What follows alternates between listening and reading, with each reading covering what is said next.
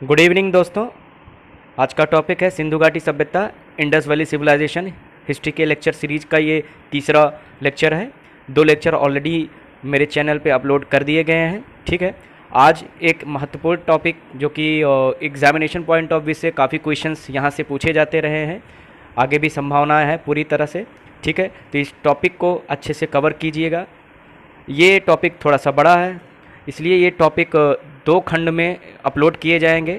2 part में इसे जो है तैयार किया गया है। आज इसका मोस्टली इंट्रोडक्टरी पार्ट होगा, कल इसके फीचर्स पर हम लोग डिस्कस करेंगे। तो आज का टॉपिक शुरू करते हैं। इंडस वैली सिविलाइजेशन, सिंधु घाटी सभ्यता। इसकी शुरुआत कब से मानी जाती है?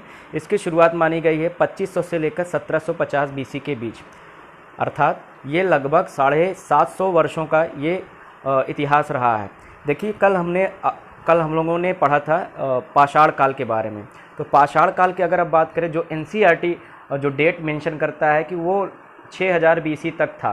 ठीक है, अब 6000 बीसी से लेकर 2500 बीसी के बीच में क्या रहा होगा? तो उस समय सभ्यताओं का विकास हो रहा था, और वो जो पीरियड था वो पूरी तरह से एक तरह से चालकोलिथिक पेज था। चालकोलिथिक मतलब ताम्र पाषाणिक युग, मतलब तांबे की खोज हो गई और पत्थरों का भी प्रयोग और तांबे का प्रयोग किया जा रहा था। चालकोलिथिक एज, या जिसे हम लोग ताम्र पाषाणिक युग कहते हैं। तो तब से लेकर 6000 बीसी के बाद से लेकर 2500 बीसी तक आते आते इंडस वैली जो एक क्षेत्र था, एक सिविलाइजेशन का रूप इसने ले लिया। इसीलिए ये सिविलाइजेशन का जो स्वर्णिम काल माना जाता है वो 2500 से लेकर 1750 बीसी के बीच माना जाता है। हालांकि कुछ किताबें इसको अलग अलग डेट मेंशन करती है, लेकिन जो मोस्ट क्रेडेंशियल जो डेटा माना गया है वो यही माना गया, 2500 से लेकर 1750 बीसी। ये लगभग 750 वर्षों का ये जो पीरियड है, ये इंडस वैली सिविलाइजेशन, सिंधु घाटी सभ्यता जिसे हम कहते हैं। आगे बढ़ते हैं, इसके बारे में थोड़ा सा बेसिक इन्फॉर्मेशन ले लेते हैं। जो सामान्य तथ्य हैं ये क्या है? देखिए, मैंने आपको पहले ही बताया कि इसका जो युग था, इसके पहले पाषाणी युग था, ये ताम्र पाषाणिक युग, या इंग्लिश में इसे चालकोलिथिक एज कहते हैं। चालकोलिथिक एज अर्थात तांबे की खोज हो चुकी थी, कॉपर का डिस्कवरी हो चुकी थी, जिसके कारण अब बहुतायत में मेजॉरिटी में तांबे का प्रयोग डेली रूटीन में किया जाने लगा था, और पत्थरों का भी अभी भी प्रयोग किया जा रहा था। इसलिए ये युग ताम्र पाषाणिक युग कहलाया। आगे जैसे ही तांबे की खोज हुई, तो तांबे में एक और जो है धातु, एक और मेटल मिलाकर जैसे कि टिन बोलते हैं, ठीक, टिन और तांबे को जब मिलाया गया, इससे कांसा तैयार हुआ, ब्रॉन्ज जिसे बोलते हैं। तो चूंकि तांबे का आविष्कार हुआ, कॉपर डिस्कवर हुआ, उसके बाद टिन की भी प्राप्ति हुई, तो कॉपर और टिन को मिलाकर कांसा यानी कि ब्रॉन्ज बनाया गया। ब्रॉन्ज एक तरह का, कांसा एक प्रकार का एलॉय मेटल है। एलॉय मेटल मतलब मिश्र धातु, जो कि 2 या 2 से अधिक धातुओं की मिलने से बनती हैं, which is formed due to mixing of 2 or more than 2 metals. ठीक है, तो ये चालकोलिथिक पेज, या इसे हम लोग कांस्य युग भी कहते हैं, ब्रॉन्ज एज भी कहते हैं। इसका जो टाइम माना गया हमने आपको पहले ही बताया। टाइम क्या था? 2500 से लेकर 1750 बीसी। ये दुनिया की सबसे पुरानी सभ्यताओं में से एक है। ध्यान दीजिए, ये दुनिया की सबसे पुरानी सभ्यता मैं नहीं कह रहा हूँ, ये कह रहा हूँ दुनिया में जितने भी पुरानी सभ्यताएं थी, जैसे उस समय की जो भी कंटेम्प्रेरी सिविलाइजेशन थे पूरी दुनिया में, जैसे इजिप्टियन, जिसे हम मेसोपोटामिया की सभ्यता कहते हैं, मिस्र की सभ्यता, सुमेरियन यानी कि ईरानियन सिविलाइजेशन, ग्रीक यानी कि यूरोप का सिविलाइजेशन, और चाइनीज सिविलाइजेशन। ये कुछ दुनिया के पुराने सभ्यताएं हैं। और इन सभ्यताओं में एक हमारा जो भारतीय सभ्यता, जिसे हम इंडस वैली सिविलाइजेशन या सामान्यतः इसे हड़प्पा सभ्यता के नाम से भी हम जानते हैं। तो चाहे हड़प्पा सभ्यता कहें, चाहे सिंधु घाटी सभ्यता कहें। सिंधु घाटी सभ्यता इसलिए कहा गया क्योंकि ये जो सभ्यता डेवलप हुई थी वो सिंधु नदी के इर्द गिर्द डेवलप हुई थी। तो सिंधु नदी के इर्द गिर्द डेवलप होने के कारण इसे सिंधु घाटी सभ्यता, इंडस वैली सिविलाइजेशन कहा गया। और चूंकि इस सभ्यता का जो पहला शहर खोजा गया, जो इसका पहला पार्ट खोजा गया था, वो हड़प्पा था, इसीलिए इसे हड़प्पा सिविलाइजेशन के नाम से भी जाना जाता है। ठीक है, इसमें ढेर सारे और भी साइट्स और भी स्थल हमें खुदाई में प्राप्त हुए थे। हड़प्पा के अलावा मोहनजोदड़ो, चन्नूदड़ो, धौलावीरा, लोथल, रोपड़, बनवाली, राखीगढ़ी, कालीबंगा, सुरकोटदा, ऐसे ढेर सारे शहर हैं, ढेर सारे स्थल हैं। वो सारे के सारे हम आगे जो इम्पोर्टेंट है वो कवर करेंगे। अब यहाँ पर एक प्रश्न उठता है कि हमें पता कैसे चला इस सभ्यता के बारे में। देखिए, हर एक जो हिस्ट्री का टॉपिक होता है उसका कोई ना कोई एक हिस्टोरिकल सोर्स होता है, कोई ना कोई ऐतिहासिक स्रोत होता है। बिना स्रोत के हम इतिहास का कोई भी टॉपिक कवर नहीं करते हैं। अब जैसे कि हमने आपको पहला टॉपिक पढ़ाया था, उसमें आपको ऐतिहासिक स्रोत के बारे में बताया था। उसमें हमने ऐतिहासिक स्रोत में आपको बताया था कि पहला जो स्रोत होता है वो आर्कियोलॉजिकल सोर्स होते हैं, यानी पुरातात्विक स्रोत होते हैं। उस पुरातात्विक स्रोत में क्या होता है, महत्वपूर्ण चीज़ें क्या, उत्खनन से जो चीज़ें प्राप्त होती हैं, यानी कि एक्सकैवेशन, खुदाई से जो चीज़ें प्राप्त होती है उसमें शामिल किया जाता है। तो ये जो, और दूसरा हमने बताया था रिटेन सोर्सेस, यानी लिखित साक्ष्य। तो जो हड़प्पा सभ्यता है, हड़प्पा सिविलाइजेशन है, इसके जो हमें डिटेल्स प्राप्त होते हैं वो पुरातात्विक स्रोत से प्राप्त होते हैं, यानी आर्कियोलॉजिकल सोर्सेस से हमें ये इन्फॉर्मेशन मिलती है। आर्कियोलॉजिकल मतलब खुदाई के बाद जो भी वस्तुएं हमें मिली, जो भी चीज़ें हमें, जो भी खंडहर मिले या जो भी अवशेष मिले, उन्हीं अवशेषों खंडहरों का हम लोग विश्लेषण करके इस निष्कर्ष पर पहुँचे कि हमारी जो मौजूदा सभ्यता है, इसके पहले भी एक सभ्यता अस्तित्व में रही होगी। उसी के बारे में थोड़ा सा डिटेल करना है। आगे बढ़ते हैं। तो पहली चीज़ इसमें आ जाती है कि जो ये सभ्यता है, इंडस वैली सिविलाइजेशन है, इसका विस्तार कहाँ तक है। तो इसका जो विस्तार माना जाता है कि नॉर्थ में अगर हम देखें तो जम्मू एंड कश्मीर, मांदा, जो कि मोस्ट प्रॉब्ली यहाँ पर ये होना चाहिए, यहाँ पर होना चाहिए मांदा, जम्मू एंड कश्मीर में, ठीक है। हाँ, मांदा, एम से इसको डिनोट कर लेते हैं। फिर दक्षिण की अगर बात करें, दक्षिण में जो जाता है वो जाता है महाराष्ट्र में दैमाबाद एक स्थान है, वहाँ तक उसका विस्तार पाया जाता है। पश्चिम में अगर हम देखें वेस्ट में, तो यहाँ पर सुतका गेंडोर, जो कि बलूचिस्तान प्रांत है पाकिस्तान में। बलूचिस्तान आप लोग नाम सुना होगा अगर आप न्यूज़ पढ़ते होंगे। बलूचिस्तान एक इंटेंसिफाइड क्षेत्र है, इंटेंसिफाइड रीजन है। वो सेपरेटिस्ट मूवमेंट अपना चला रहे हैं, अलग बलूचिस्तान की मांग कर रहे हैं, वो अलग विषय है। तो वहाँ बलूचिस्तान में सुतका गेंडोर पाया गया, जो कि एक हड़प्पन साइट्स है। और उसके बाद जो पूर्वी इसकी जो छोर देखें तो यहाँ पर उत्तर प्रदेश में मेरठ ज़िले के पास आलमगीर नामक स्थल है। तो मांदा, आलमगीर, दैमाबाद और सुतका गेंडोर, ठीक है। ये चार ऐसे साइट्स हैं जो कि बाउंड्रीज बनाती है। तो अगर हम इसको ऐसे जोड़ दें तो ये जो बीच वाला क्षेत्र मिलेगा, ये पूरा का पूरा यही है सिंधु घाटी सभ्यता का विस्तार, यही है हड़प्पा सिविलाइजेशन का एक्सटेंशन जो देखने को हमें मिलता है। क्लियर है। तो इसको याद करने के लिए हम लोग इसको एक ट्रिक से याद कर सकते हैं, डैम्स। क्या? डैम्स।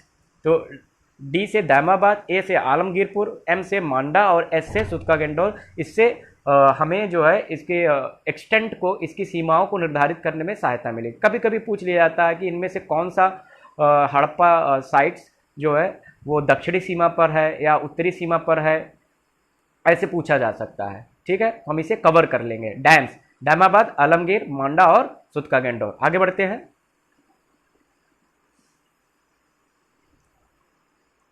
अब हम बात करते हैं कि उनमें से कौन कौन से साइट्स हमें प्राप्त हुए। तो इसको हम लोग कुल मिला के 5 चीज़ों में देखेंगे। सबसे पहले साइट्स कौन सी है, सॉरी एक्सक्यूज मी, हाँ। तो सबसे पहले हम इसमें देखेंगे, इसको 5 कॉलम में देखेंगे तो जल्दी से हो जाएगा। वैसे तो ढेर साइट्स प्राप्त हुए हैं, उनमें से हमें केवल उन्हीं को पढ़ना है जो एग्जामिनेशन पॉइंट ऑफ व्यू से इंपॉर्टेंट हैं। सभी साइट्स को हमें दयाराम साहनी जी नहीं बन जाना है कि हम खुद जाके वहाँ पर रिसर्च करने लगे, खुदाई करने लगे। हमें ऐसा कुछ नहीं करना है। हमें जो भी इंफॉर्मेशन अवेलेबल है और उनमें से जो इम्पॉर्टेंट है एग्जामिनेशन पॉइंट ऑफ व्यू से, वही हमें पढ़ना है। हम लोगों को इतिहासकार नहीं बनना है। We don't have to be historians, we are competitive aspirants.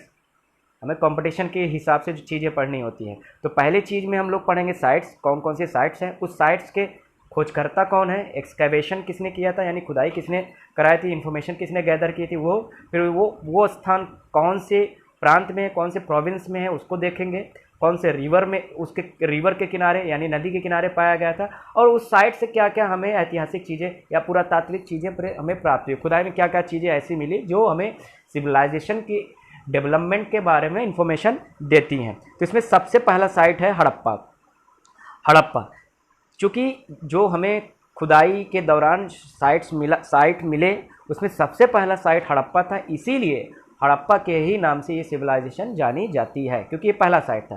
ध्यान दीजिए, सबसे पुराना साइट नहीं है, ये सबसे पहला साइट है, यानी खुदाई में हमें जो प्राप्त हुआ है। ये हो सकता है इससे भी पुराने कोई साइट्स हों, अभी हमें ना मिली हो, लेकिन अब तक की जो भी इंफॉर्मेशन हमें अवेलेबल है हमारे सोर्सेस में, वो उसमें से हड़प्पा सबसे पहला साइट हमें डिस्कवर हुआ था। और इसकी खोज किसने की थी? माननीय दयाराम साहनी जी ने की थी 1921 में। ठीक है, 1921 में हड़प्पा सभ्यता की खोज की गई थी। इसके अलावा ये कौन से प्रांत में है? ये मोंटेगोमरी डिस्ट्रिक्ट पाकिस्तान में पंजाब प्रांत में है। आप लोगों को पता होना चाहिए कि जो हमारा पंजाब है, अगर हम ऐसे देखें, ये हमारा ये वाला जो क्षेत्र है ये पंजाब है, और इधर का पूरा पंजाब जो ये वाला क्षेत्र है ये वेस्टर्न पंजाब है, और हमारा जो हमारे साइड में जो पंजाब है वो ईस्टर्न पंजाब है। तो पंजाब दोनों जगह पे है, पाकिस्तान में भी है और भारत में भी है। तो पाकिस्तान के पंजाब प्रांत के मोंटेगोमरी डिस्ट्रिक्ट में ये हड़प्पा साइट प्राप्त हुआ है। और ये कौन सी नदी के किनारे था? रावी नदी के किनारे। ठीक है, मैं आगे आपको ट्रिक्स भी दूंगा कि जो भी साइट्स हैं और उनका जो उनके किनारे रिवर्स हैं उनका भी ट्रिक आपको दूंगा, जिससे आसानी से याद हो जाएगा, और कौन से प्रांत में वो प्राप्त हुए हैं ये भी आपको याद हो जाएगा आसानी से। ठीक है, तो हड़प्पा साइट कहाँ किसने खोजा? दयाराम साहनी जी ने खोजा। कौन से प्रांत में है ये पंजाब प्रांत पाकिस्तान में है। कौन सी नदी के किनारे? रावी। अब यहाँ पर चीज़ें क्या क्या मिली? वैसे तो बहुत सारी आर्कियोलॉजिकल इंपॉर्टेंस की चीज़ें हमें मिली थी, लेकिन उनमें से जो इम्पोर्टेंट है, जो ज़्यादा एग्जाम में पूछा जाता है, वो कि जो अन्नागार मतलब एक अनाज रखने का जो गोदाम होता है उसे अन्नागार या ग्रैनरी कहा जाता है। इंग्लिश में उसे ग्रैनरी कहते हैं या उसे अन्नागार हिंदी में कहते हैं। तो रो ऑफ 6 ग्रेनरीज का मतलब 6 अन्नागारों का एक क्रम, एक पंक्ति प्राप्त हुई थी। इंपॉर्टेंट है। इसके अलावा जो सबसे ज़्यादा इंपॉर्टेंट है ये बहुत बार पूछा गया है एग्जाम में, mother goddess figurine made of terracotta, यानी टेराकोटा की बनी मातृ देवी की संरचना। आगे मैं आपको दिखाऊंगा ये दिखती कैसी है। मातृ देवी की संरचना कहाँ से प्राप्त होती है? ये हड़प्पा से प्राप्त होती है। अब ये वर्ड यहाँ पर आप लोगों को थोड़ा सा प्रॉब्लम करेगा। टेराकोटा, टेराकोटा क्या होता है? जो चिकनी मिट्टी होती है यानी कि क्ले होती है, जब उसका कोई स्ट्रक्चर बनाकर उसे पका दिया जाता है आग में, उसे जो है एक तरह से रोस्ट कर दिया जाता है, मतलब तब जाके आपको ये टेराकोटा प्राप्त होता है। इसको समझ लेते हैं थोड़ा सा।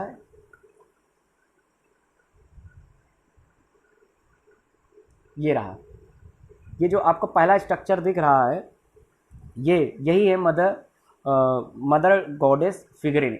ये ज़्यादातर घरों में ये प्राप्त हुआ था, तो ऐसा लगता है कि ये हो सकता है सभ्यता की कुल देवी रही हों, लोगों की अपनी आस्था रही होगी इनमें और इनकी पूजा वगैरह करते रहे होंगे। तो ये जो प्राप्त हुआ है ये हड़प्पा से प्राप्त हुआ है। तो याद रखना बहुत आसान है, आपसे पूछा जाएगा एग्जाम में कि मदर गॉडेस फिगरिन यानी मातृ देवी की संरचना कहाँ से प्राप्त होती है, तो आप लोग वहाँ ऑप्शन होगा तो उसे चेक कर लेंगे। ऑप्शन में डेफिनेटली वहाँ पर हड़प्पा होगा, उसे कवर कर लेंगे। एक मिनट, ठीक है। तो याद कैसे रखेंगे? वैसे तो बहुत सारी समस्याएं आएंगी, क्योंकि अभी तो आपको जब लेक्चर आप सुन रहे होंगे तो आपको फट से याद हो जाएगा, लेकिन एग्जामिनेशन हॉल तक इस इन्फॉर्मेशन को कैरी करना थोड़ा सा मुश्किल हो जाता है। तो थोड़ा सा आप लोग कहानियाँ खुद से भी बनाया करें, जैसे कि मदर गॉडेस मतलब मातृदेवी। मातृदेवी का मतलब क्या हुआ? सभ्यता की माता। तो सभ्यता की माता कब आएंगी? माता पहले आती है ना, बच्चे बाद में आते हैं। तो पहले माता आई। हड़प्पा भी पहला खोजा गया था, तो हड़प्पा पहला था, इसलिए मम्मी भी वहीं पर आएंगी, माता भी वहीं पर आएंगी, इसके बाद सब सभ्यता के बच्चे हैं। तो इस तरह से आप लोग याद कर सकते हैं। तो मातृदेवी कहाँ से प्राप्त हुई थी? हड़प्पा से। अगले साइट की ओर चलते हैं। दूसरा साइट है जो कि बहुत ही ज़्यादा महत्वपूर्ण साइट है, जिसका नाम है मोहनजोदड़ो, जिसे हम लोग मोहनजोदाड़ो भी कहते हैं। ऋतिक रोशन ने एक मूवी में एक्टिंग भी किया था, और 2013-14 में आई थी मोहनजोदाड़ो, जिसे आशुतोष गोवारिकर जी ने डायरेक्ट किया था। वो मेरे one of the best directors में माने जाते हैं। पीरियड फिल्म बनाते हैं, जैसे लगान उन्होंने बनाया था, जोधा अकबर भी उन्होंने बनाई थी, तो ऐसी फिल्में वो बनाते रहते हैं। तो मोहनजोदाड़ो जो मूवी बनी थी वो इसी को डिनोट करने के लिए बनाया गया था, उसी को एक्सप्रेस करने के लिए बनाया गया था। इसकी खोज किसने की थी? राखाल दास बनर्जी 1922। अब वहाँ पर आशुतोष गोवारिकर मत लिख देना एग्जाम में। खोज किस उन्होंने मूवी बनाई थी। इस स्थल की खोज किसने की थी? राखाल दास बनर्जी 1922। और ये कहाँ पे प्राप्त हुआ है? सिंध प्रांत। हमारे राष्ट्रगान में है सिंध, लेकिन है ये सिंध कहाँ पर? ये पाकिस्तान में है, मतलब बिना सिंध का हिंद है हमारा देश। ठीक है, हाँ, ज़्यादा इमोशनल ना हो, जो भी फैक्ट है उसी पर रहे। तो सिंध पाकिस्तान में जो है लारकाना डिस्ट्रिक्ट में ये मोहनजोदड़ो प्राप्त हुआ। मोहनजोदड़ो का लिटरल यानी शाब्दिक अर्थ क्या होता है? माउंड ऑफ डेड, यानी कि मृतकों का टीला। ये ऐसे इसीलिए उसको मोहनजोदड़ो भी कहा जाता है, मृतकों का टीला। क्लियर है? हाँ, तो हड़प्पा को हमने कवर किया, हमने मोहनजोदड़ो देखा। मोहनजोदड़ो कहाँ किसने खोजा था? राखालदास बनर्जी। कहाँ पर है ये? सिंध प्रांत में। कौन सी नदी है? जायज़ बात है, सिंध है तो सिंधु होगा ही होगा, इंडस रिवर। सिंध है प्रांत तो सिंधु नदी ही होगी। अब यहाँ से जो जी चीज़ें प्राप्त हुए थे वो सबसे ज़्यादा पूछी गई हैं एग्जाम में।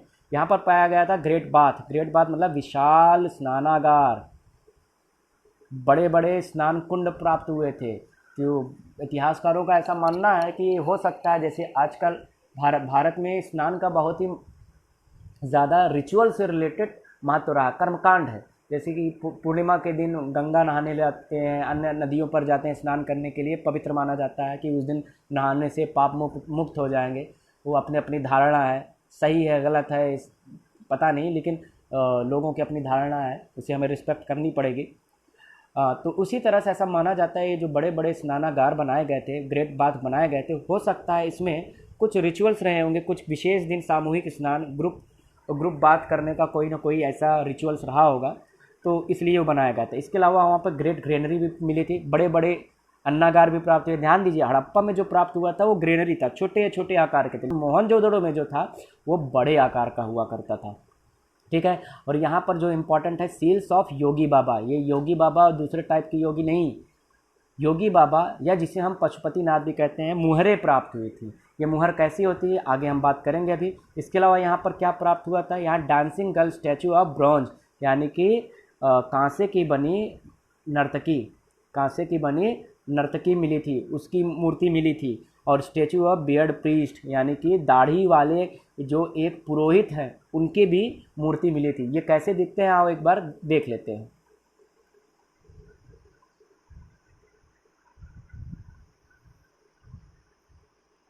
ये जो आपको डांसिंग गर्ल दिख रही है, अब आप कुछ लोग बोल रहे हैं ये तो स्टैंडिंग मोड पे है, डांस कैसे कर रहे हैं, लेकिन इतिहासकार ऐसा मान रहे हैं कि ये उस समय का डांस रहा होगा, हो सकता है भाई रहा होगा। इसके जो दाएं हाथ अगर आप देखें तो ये इसमें चूड़ियाँ हैं, बाएं हाथ में चूड़ियाँ हैं, दाएं हाथ में चूड़ियाँ नहीं हैं, एक ही हाथ में चूड़ी ज़्यादा है, 25 चूड़ियाँ हैं इसमें। ठीक है, हो सकता है कुछ अपना उस समय चूड़ियों पर गाना बना रहा होगा, जैसे आजकल हम लोगों में होता है मेरे हाथों में 9 चूड़ियाँ वगैरह वगैरह। अरे मजाक कर रहा हूँ। तो ये जो मूर्ति है ये कहाँ से प्राप्त हुआ है? ये मोहनजोदड़ो से प्राप्त हुआ। अब यहाँ पर याद रखना थोड़ा सा मुश्किल हो जाएगा कि आपसे पूछा जाएगा कि कांसे की नर्तकी यानी dancing girl statue of bronze was discovered from, कहाँ से ये स्थल, ये कहाँ किस स्थल से ये प्राप्त हुआ था? तो हड़प्पा ऑप्शन में रहेगा, मोहनजोदड़ो रहेगा, चन्नूदड़ो रहेगा, कालीबंगा रहेगा। तो अभी तो याद है लेकिन आगे याद करना मुश्किल हो जाएगा, बताएंगे उसको कैसे याद करना है।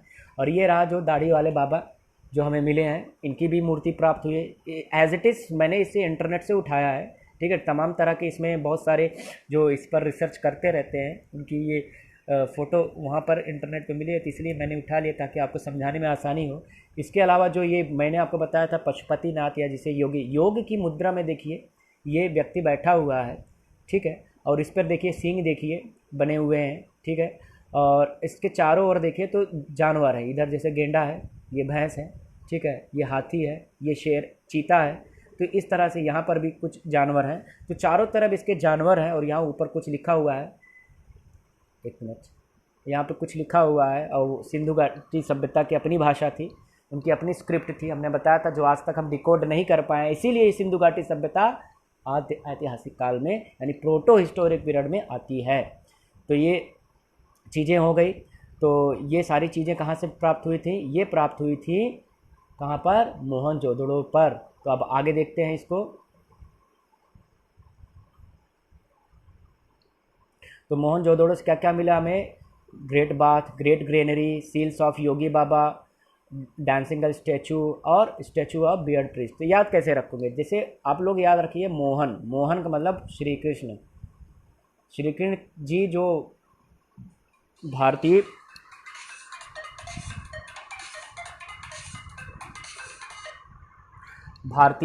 पौराणिक कथाओं में श्री कृष्ण एक भगवान के रूप में माने गए हैं। तो श्री कृष्ण जी कोई छोटे मोटे काम नहीं करते, जो कुछ भी करते सब बड़े बड़े काम करते थे। तो बड़े बड़े यानी बड़ा स्नानागार, बड़े अन्नागार, याद रखिएगा। योगी बाबा यानी कि पशुपतिनाथ। और जब श्री कृष्ण जी बांसुरी बजाते थे चारों तरफ जानवर भी आ जाते थे, गाय भैंस आ जाती थी सुनने के लिए। तो याद रखिएगा, श्री कृष्ण बजाते थे बांसुरी तो पशु आ जाते थे यानी पशुपतिनाथ। डांसिंग गर्ल, जब बांसुरी बजाते थे गोपियाँ भी नाचती थी, नाचती यानी डांसिंग गर्ल, गोपियाँ मतलब डांसिंग गर्ल। ठीक है, इस तरह से आप लोग इसे याद कर सकते हैं। आगे बढ़ते हैं। अगला जो इम्पोर्टेंट साइट है वो है चन्नूदड़ो। चन्नूदड़ो, दड़ो आया तो सिंध में गया, वो सिंध आया तो इंडस रिवर के किनारे गया। और इसे खोजा किसने था? एमजी मजूमदार। इसे एमजी मजूमदार ने खोजा था। और यहाँ पर क्या मिला था? यहाँ पर विमेन कॉस्मेटिक के एविडेंस मिले थे, लिपस्टिक के, चूड़ियों के साक्ष्य मिले थे। इसका मतलब चन्नूदड़ो एक ऐसा जगह था जहाँ पर विमेन कॉस्मेटिक का निर्माण किया जाता रहा होगा। ठीक है, ऐसा समझिए इसे। तो उस ज़माने में भी औरतें मेकअप करती थीं, इसका अर्थ ये हुआ, अन्यथा मत लीजिएगा, लेकिन कॉस्मेटिक सेंटर होने का मतलब यही है। इसके अलावा दूसरा जो चौथा इम्पोर्टेंट साइट है वो कालीबंगा है। कालीबंगा के खोजकर्ता कौन थे? बीबी लाल। याद रखना, काली की बीबी लाल है, काली की बीबी लाल है। कालीबंगा कहाँ पर मिला है? राजस्थान। और कौन सी नदी के किनारे है? घग्गर नदी के किनारे। ध्यान दीजिए, घाघरा नहीं है, घाघरा यूपी और बिहार में बहती है, ये घग्गर है जो राजस्थान में बहती है, हरियाणा राजस्थान से होते हुए निकलती है। ठीक है, हाँ वहाँ पर बहती है, तो घग्गर। और यहाँ से क्या मिले थे? जुते हुए खेत के साक्ष्य मिले थे। क्या मिले थे? जुते हुए खेत के साक्ष्य मिले थे। ये रहा, ये जो आपको दिख रहा है, ये इस तरह से साइट वहाँ पे प्राप्त हुआ था। याद रखना, जुते हुए खेत हैं, किस कलर का दिख रहा है आपको? थोड़ा ब्लैकिश दिख रहा है ना, ब्लैक मतलब काला, काला मतलब कालीबंगा। तो ये कहाँ से प्राप्त हुआ है? कालीबंगा से प्राप्त हुआ। क्लियर है? हाँ, आगे बढ़ते हैं।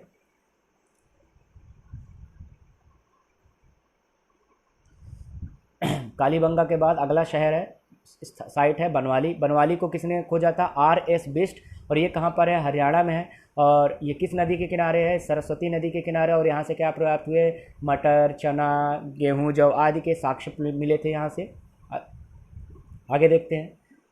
धौलावीरा अगला महत्वपूर्ण शहर है। धौलावीरा कहाँ, किसे खोजा था? इसे भी आर.एस. बिष्ट जी ने खोजा था। और ये कहाँ पर है? गुजरात में है। और ये कौन सी नदी के किनारे? बहुत जगह पर नदी का नाम तो नहीं मेंशन है, लेकिन कुछ जगहों पर इसे लूनी कहा गया, लूनी नदी, जो कि इम्पॉर्टेंट है भारत के लिए, क्योंकि ये भारत की एकमात्र ऐसी नदी है जो ना किसी नदी में मिलती है और ना ही कहीं किसी सागर में गिरती है। ये कच्छ के रण में जाकर विलीन हो जाती है, वहाँ पर एक्सटेंट हो जाती है, पूरी तरह से डेड हो जाती है, सूख जाती है। तो ये लूनी नदी धौलावीरा के किनारे है। ठीक है, और यहाँ से क्या प्राप्त हुआ था? यहाँ से अभिलेख प्राप्त हुए थे। याद करो, हमने आपको बताया था, जो उस दिन दिखाया था कि अलग अलग तरीके के अभिलेख जो मिले थे, ये जो आज तक हम लोग पढ़ नहीं पाए हैं। ठीक है, यहाँ से कुछ इंस्क्रिप्शंस प्राप्त हुए थे, अभिलेख प्राप्त हुआ था। और ये ओनली सिटी है जो कि 3 पार्ट में विभाजित है। जब मैं आपको बताऊंगा इनका सिटी स्ट्रक्चर के बारे में, तो आपको बताऊंगा आगे दूसरे लेक्चर में कि ज़्यादातर जो शहर होते थे वो 2 पार्ट में होते थे। कितने पार्ट में होते थे? 2 पार्ट।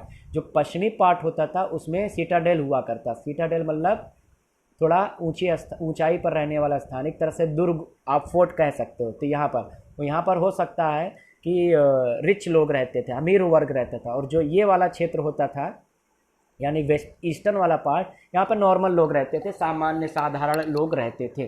तो ज़्यादातर जो साइट्स थे वहाँ वो 2 भागों में पाया गया था, लेकिन जो धौलावीरा था वो 3 भागों में डिवाइडेड था ये। ठीक है, लोथल अगला शहर है। लोथल को किसने खोजा था? S.R. राव जी ने खोजा था। और इसे कौन से प्रांत में पाया गया है? ये गुजरात से मिला है। और ये कौन सी नदी के किनारे? ये भोगवा नदी के किनारे।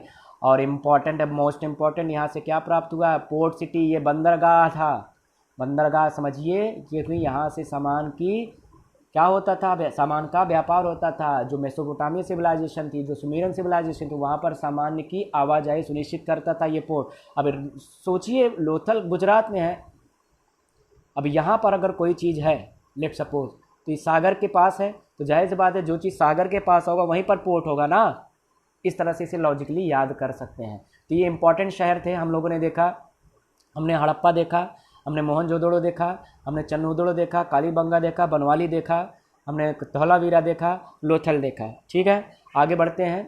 तो कुछ इंपॉर्टेंट ट्रिक्स की बात कर लेते हैं, जैसे कि ये मैंने लिखना सॉरी भूल गया, ये साइट्स के लिए है।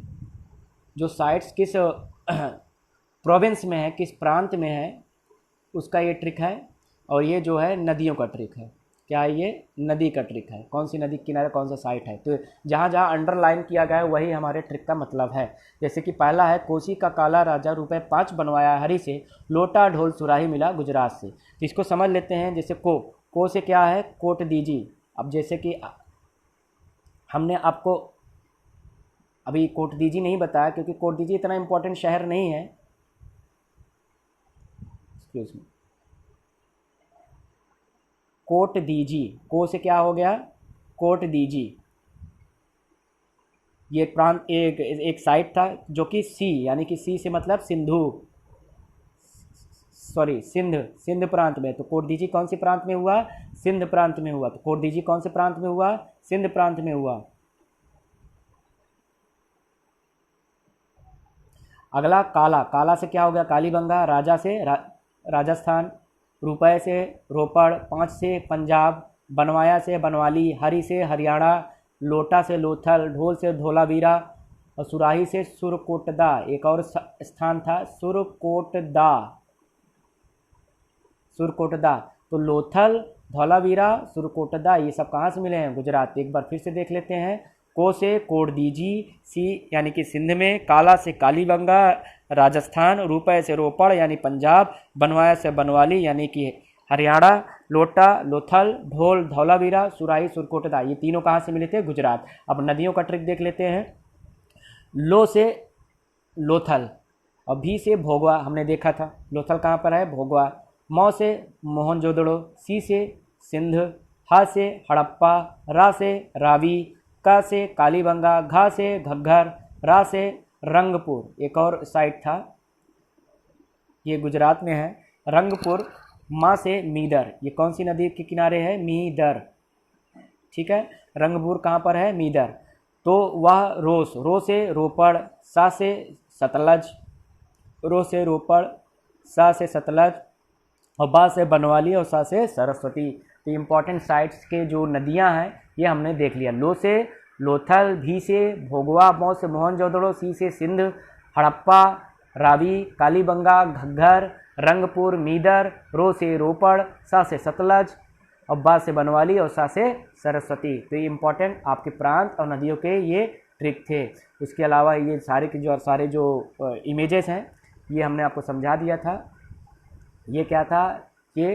ये मदर गॉडेस फिगरिन है, हड़प्पा से प्राप्त हुआ। ये योगी बाबा आइडल मोहनजोदड़ो से प्राप्त हुआ। ये दाढ़ी वाले बाबा, ये मोहनजोदड़ो से, नर्तकी मोहनजोदड़ो से, जुते हुए खेत कालीबंगा से। और ये कुछ मुहरें प्राप्त हुई थी, इनके बारे में हम आगे अगले लेक्चर में बात करेंगे, जो कि मोड ऑफ एक्सचेंज के रूप में हो सकता है इस्तेमाल किया जाता रहा। और इसमें देखिए यूनिकॉर्न बुल बना, यानी एक सींग वाला बुल। ध्यान दीजिए, ये दूसरा वाला कान है, ठीक है।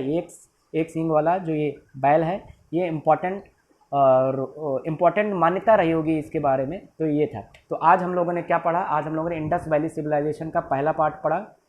काफ़ी बड़ा टॉपिक है। हमने इसके बेसिक डिस्क्रिप्शन देखे, बेसिक डिस्क्रिप्शन सामान्य तथ्य के बाद इसकी रेंज को देखा, रेंज के बाद कुछ शहरों पर को देखा, कहाँ पर है, कौन सी नदी किनारे, क्या क्या वहाँ से मिला था, ये हमने देख लिया। अब हम पढ़ेंगे इंडस वैली सिविलाइजेशन के फीचर यानी कि विशेषताएं। उसका व्यापारिक विशेषता क्या थी, उसकी सामाजिक विशेषता क्या थी, पॉलिटिकल स्ट्रक्चर क्या था, ठीक है, रिलीजियस बिलीफ क्या थे, ये सारी की सारी चीज़ें कल देखेंगे। आज का टॉपिक यहीं पर समाप्त होता है। तो थैंक यू ऑल।